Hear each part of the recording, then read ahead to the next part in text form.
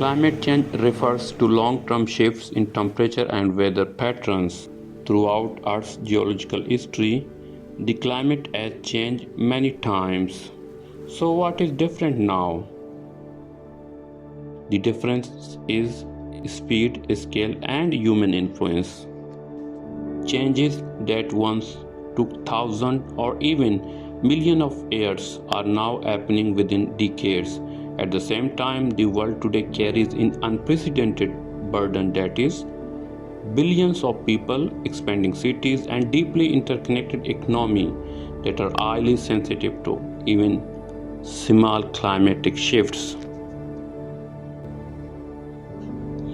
Climate scientists also warn that the planet has now crossed the 1.5 degrees Celsius warming threshold, a critical limit identified by the global scientific community. This is just not a number, it is a warning line that signals more frequent rising seas, heat waves, stronger storms, flooding, drought, and increasing risk for vulnerable communities in Gwadar and around the world. On the other hand, Pakistan contributes less than 1% of global carbon emissions, making it one of the lowest emitters in the world. Yet, despite its minimal role in causing climate change, the country is among the most severely affected. Rising seas and temperatures, extreme floods, droughts, and shifting rainfall patterns are already reshaping lives and landscapes across the country. This reflects a growing global imbalance where those least responsible for climate change are often the most vulnerable to its impacts. In Gwadar district of southern Balochistan, climate change manifests itself in many forms, such as sea level rise, heat waves, dust storm, and cyclone. But it fueled by too much water, that is flooding, or too little water, that is drought. This documentary primarily focuses on climate-driven sea level rise and its impact on Gwadar city and its neighboring town, including Surbandhan and Pishkan. The sea has always been the lifeline of Gwadar. It gives us food, trade, culture, and identity. But today, the same sea is sending a warning. A warning beneath our feet. The water is rising. Around us, the climate is changing, and the future of the coastal city is being written by forces we can no longer ignore. On World Environment Day 2026, as the world calls for climate action, Gwadar stands on the front line of a crisis that no longer a prediction. It is becoming a reality. It is usually fear what comes from above, storms, floods, and heavy rain. Gwadar fears something different, something unique. The water is rising from below, through the soil, through the streets, through the foundations of homes. This is not a story from future. This is Gwadar. This is happening now.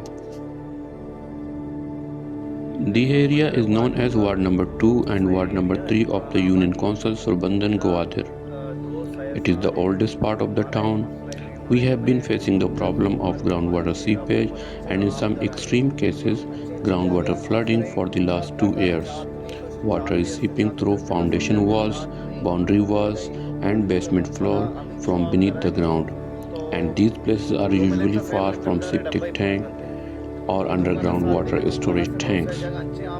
And about the quantity, water seeping through foundation wall of the shop in my background can fill a can in just 2 or 3 minutes. Moreover, many a time water flow like small stream continuously 24/7 in fact throughout the year without any break in the flow. For the past 6 to 7 years, we have been dealing with issues related to groundwater inundation and shoaling.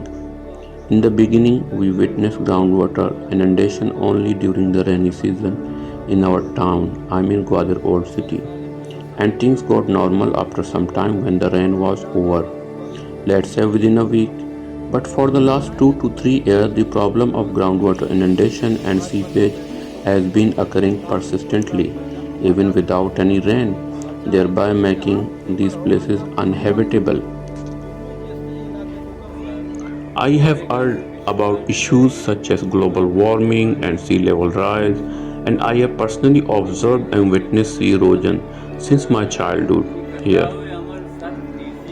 However, in the case of my native town, Pishkan, I believe that human induced changes, particularly the construction of the Pishkan jetty, triggered this process and accelerated the rate of sea erosion. I used to teach in a school building located on the island along the shore. The school consisted of three classrooms, a washroom, a water storage tank, and an adjoining road. Unfortunately, all of these structures were completely washed away within just 2 years of the construction of the GT. And today there is no school, no road, and nothing. I am Shaban, son of Pir Muhammad, a resident of Surbandan, Ward number 2, Gwadar, and a businessman by profession. Groundwater seepage and flooding often worsen during period of high humidity. Since the last rainfall event, excessive water has remained standing on the ground surface. In my opinion, this is due to the subsidence of the road, which has obstructed and blocked the natural passage of water to its final destination, the sea. As a result, water continues to accumulate in this area without any noticeable reduction in volume. My neighbor cleans and drains the affected part of our house approximately 6 to 7 times a day. I have been witnessing sea erosion in my native town Pishkan, Gwadar since my childhood. However, the rate of erosion has accelerated significantly over the last decade. 10 years ago, we used to play cricket and football on the beach, but sadly, there's hardly any space left today due to the sea's encroachment. Here, several public properties, including a three-room primary school and its washroom, have completely collapsed as a result of sea erosion. In 2014, the government took precautionary measures by constructing a protective seawall, which reduced the intensity of erosion to some extent, in my opinion. However, during the summer season, particularly in May, June, and July, when the sea becomes rough and more energetic, strong waves damage section of the seawall and scatter its concrete block across the shoreline. I am Munir Sumar, a resident of Union Council Surbandan. This is my home located in Ward number 2. Water is seeping into my home through the boundary walls, foundations, and basement floor from beneath the ground. This problem didn't exist before. We have only been experiencing it for the last 5 years. When I wake up in the morning, my bedding is often damp due to the moisture.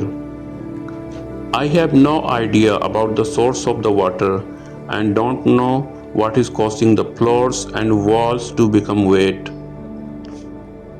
We have very limited resources and need assistance from the authorities.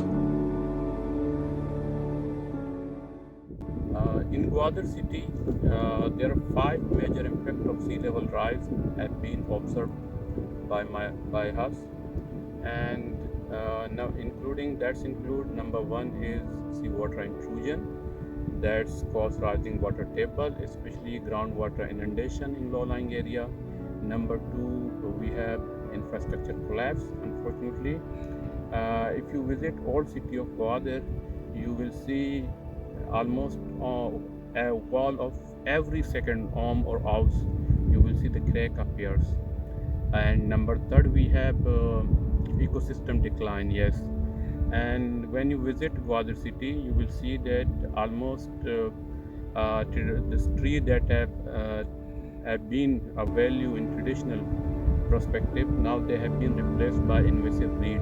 Number four, we have land degradation. When water table rise, it includes the salt content on the land. And number five, we have groundwater, ground subsidence. Yes, ground subsidence or settling of ground, and this is also one of the reason.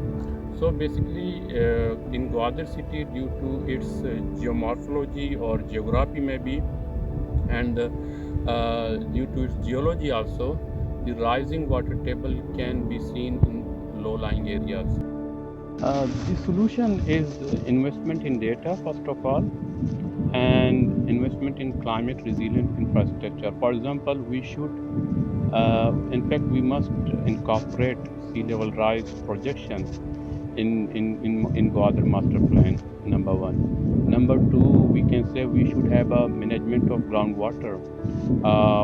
For instance, entire city, almost 70% of the city based on septic tanks, so they should be replaced as soon as possible, because these septic tanks or cesspool are contributing toward a rising water table. And we also have elevated infrastructure in future maybe, and we also should invest in data. For example, we hydrogeology, I can say geological modeling, hydrogeological modeling, I can say, and the several things like that we should investment. Apart from that, we should also conduct awareness session, and we should also raise this issue on the floor of National Assembly and Provincial Assembly as well. So it's basically a comprehensive, and there are many regions in the world, including United States of America. These are the regions where when the problem get worse in over the time, then they also plan retreat or plan migration. Also the process of solution or mitigation, I can say, or maybe adaptation. So it basically should be there should be a comprehensive plan about the Gwadar.